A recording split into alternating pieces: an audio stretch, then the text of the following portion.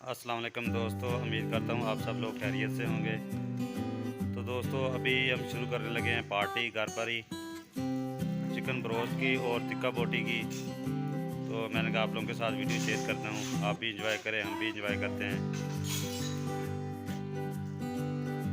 दोस्तों आप देख सकते हैं ये जो चिकन है हमने इसको मैरिनेट कर लिया है, रेडी है अभी सीखों पे लगाने के लिए। तो इसके साथ ही जो हमारा बीफ था वो भी टिक्का बोटी के लिए रेडी है। तो दोनों को मसाला लगा के रखा था, तकरीबन एक दिन पड़ा रहा है ये। कल हम लोगों ने पार्टी करनी थी, कल टाइम नहीं था इसलिए आज कर रहे हैं। और अगर आप दूसरी तरफ देखें तो हमारे जो आग है हमने जला दी है, उसके कोले बन रहे हैं। अभी आधा घंटा लगेगा, कोले बन जाएंगे फिर इंशाल्लाह शुरू करते हैं।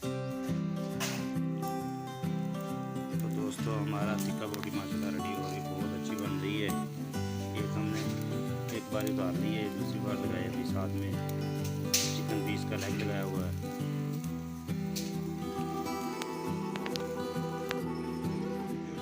अल्हम्दुलिल्लाह माशाल्लाह हमारा चिकन टिक्का और चिकन बोटी हमारी माशाल्लाह रेडी हो चुकी है। अभी हम खाएंगे, बहुत ही मज़े का और ज़बरदस्त बना, मैंने चेक किया है।